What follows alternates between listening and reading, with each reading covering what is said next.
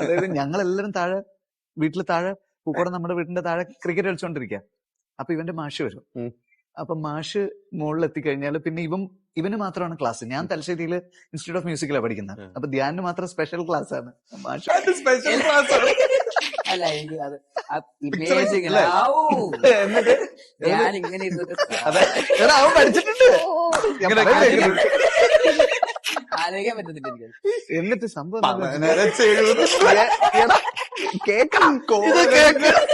നമ്മള് ക്രിക്കറ്റ് കളിച്ചോണ്ടിരിക്കുകയാണ്. ധ്യാന് ഭയങ്കര സങ്കടത്തില് പഠിക്കാൻ വേണ്ടിട്ട് മുകളിൽ പോകും.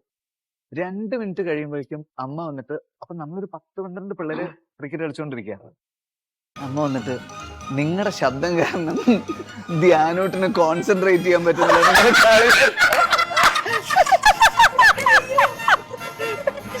ശാസ്ത്രീയ അവനെന്ത് കോൺസെൻട്രേറ്റ്.